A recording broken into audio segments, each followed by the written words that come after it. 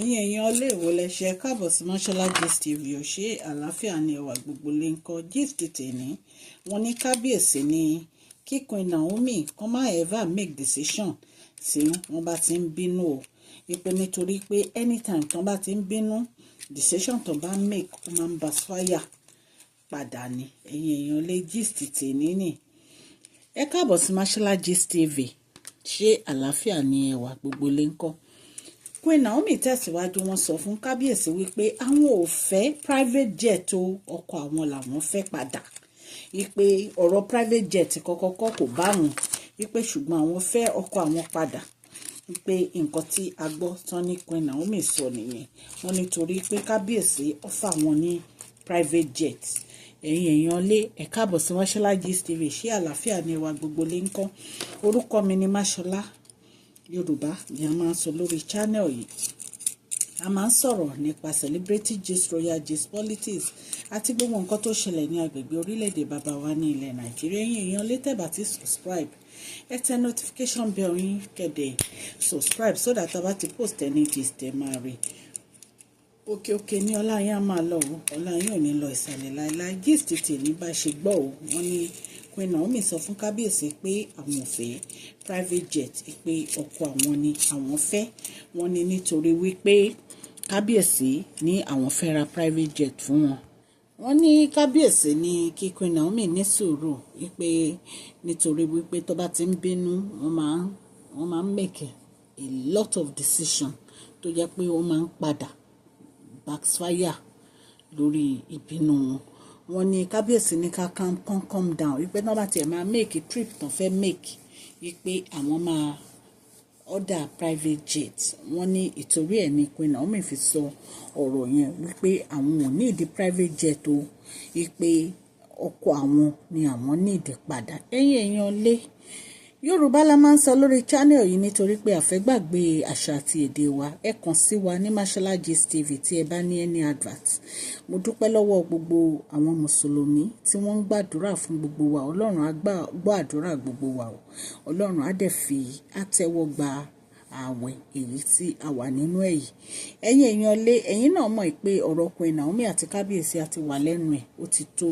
ọjọ́ bíi mélòó kan ṣùgbọ́n bí Queen Naomi ṣe ń feel wọ́n feel pé kábíyèsí wọn mú ọ̀rọ̀ tó yẹ kí wọ́n mú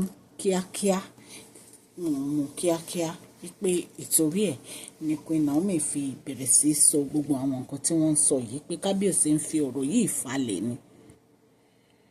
Is this money that Oni is giving to Queen Naomi that is making a lot of people say that Queen Naomi is not working, that Kadenika will ease her meal ticket? Those who don't want to see anything good about Queen Naomi, their own is just to sit down and castigate this woman as if there's any. Queen Naomi ní sùúrù o wọ́n ní sùúrù gan-an ni gbogbo ẹ̀yin tẹ̀dẹ̀ ń sọ̀sọ́kùsọ wípé kí kábíyèsí kán yọ̀ǹda wọn kán máa lọ ẹ̀ ní làákàyè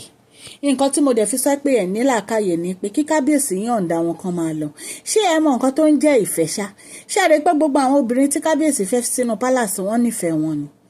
kábíyèsí kàn wá lot ni wọ́n go inside lot ni tí wọ́n bá go inside lot ṣé wọ́n fẹ́ máa fẹ́ gbogbo àwọn obìnrin sínú palace lẹ́yọ kọ̀ọ̀kan àbí ṣé obìnrin méje ni ọkùnrin ní pé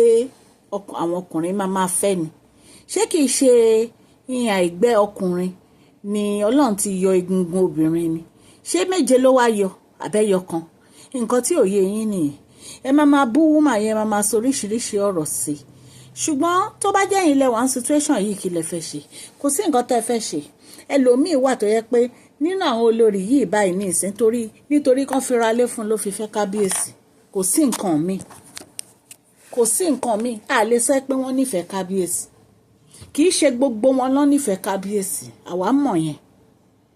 àwa mọ̀ yẹn dáadáa wípé kì í ṣe gbogbo wọn ló nífẹ̀ẹ́ kábíyèsí so ẹ̀yin èèyàn lé oríṣiríṣi nǹkan ló ń ṣẹlẹ̀ nínú pálásì kábíyèsí o so tó bá ní Queen Naomi ò Queen Naomi try to kò sí ẹni tó lè gbarú ẹ̀ wọn kàn lè ṣàdédé abandon èèyàn síbì kan kí ìgbésẹ̀ tó yẹ kán gbé wọn gbé ìgbésẹ̀ tó yẹ kán gbé yẹn gangan làwa fẹ́ rí because nǹkan tó ń sọ ní pé lẹ́yìn oṣù mẹ́ta o àwọn olórí á lọ ra lé ní ìsìn báyìí wọn ò tún sọ mọ́ so Queen Naomi ní right láti jáde pé kí ni ìgbésẹ̀ kábíyèsí tí wọ́n bá ti lè go into ọ̀rọ̀ táwọn jọ sọ tẹ́lẹ̀ plans time ọjọ́ ní tẹ́lẹ̀ kọ́ yọ̀ǹda àwọn kan jẹ́ káwọn máa bá tiwọn lọ nǹkan tí ó mú ọ̀rọ̀ private jet wá nìyẹn torí wọ́n láwọn fẹ́ travel àwọn fẹ́ lọ cool down brain àwọn fẹ́ lọ relax káwọn cool down brain àwọn kó tó wá dé pé kábíyèsí láwọn máa gbé private jet fún wọn Queen Naomi láwọn ò fẹ́ private jet ọkọ àwọn làwọn fẹ́ and it's true kì í ṣe gbogbo nǹkan nìkan ni owó láyè ìgbà míì wà tó yẹ pé èèyàn nídìí ọkọ èèyàn nínú ayé èèyàn kì í ṣe owó ní gbogbo nǹkan àwọn ẹlòmíì owó ni wọ́n ń bá dì owó ni wọ́n ń bá dì tó bá ti rówó gbogbo nǹkan tó ń ṣe wọ́n ti tán ẹ̀yin èèyàn lé ọlọ́run á ṣáà máa ṣàánú Queen Naomi àdúrà ti tèmi fún wọn ni ọlọ́run á dẹ̀ fún wọn ní wisdom láti lè yanjú ọ̀rọ̀ yìí àbí láti lè handle situation yìí bí a ṣe gbọ́n gan wọ́n ní ìjà tí Queen Naomi ń jà yìí kì í ṣe ìjà tiwọn ìjà kábíyèsí ni ṣé ẹ mọ̀ irú nǹkan báyẹn máa súnyàn náà gbogbo wọn ní ìsìn wọn fẹ́ kó nu palace wọn fẹ́ jókòó pa sínú palace ni kábíyèsí ò dẹ̀ gbé decision tó yẹ kán lè kúrò nínú palace because àwọn olórí yìí àwọn tí kábíyèsí lọ fẹ́ yìí wọ́n lágbára o àwọn alágbára ni kábíyèsí lọ fẹ́ nínú palace alágbára gidi ni wọ́n so ẹ̀yin náà mọ nǹkan tí mò ń sọ so ọ̀rọ̀ yìí ó lágbára ó dẹ̀ gba sùúrù gan Queen Naomi ẹ máa ṣe sùúrù ní tí ẹ bá ń gbọ́ mi ẹ ṣe sùúrù kẹ̀dẹ̀kùn fún àdúrà advice tèmi nìyẹn ṣe rí sùúrù nígbà míì ó máa ń ṣe òkúta jiná gbogbo nǹkan tí ẹ rí pé kò ní bọ́ sípò á bọ́ sípò lágbára Ọlọ́run ṣó ti yẹn kábíyèsí náà wọn ò lè máa wo ọ̀rọ̀ yìí kó máa lọ báyìí ẹ dẹ̀ mọ̀ pé gbogbo àwọn family kábíyèsí náà support yín so lágbára Ọlọ́run gbogbo ẹ̀ máa níyànjú ní agbára Ọlọ́run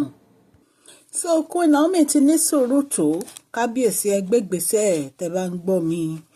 ẹgbẹ́gbèsè lórí ọ̀rọ̀ àwọn olórí ṣẹ̀mẹ́pọ́n ti sọ fún yín wípé Queen Naomi ò gbọ́dọ̀ lọ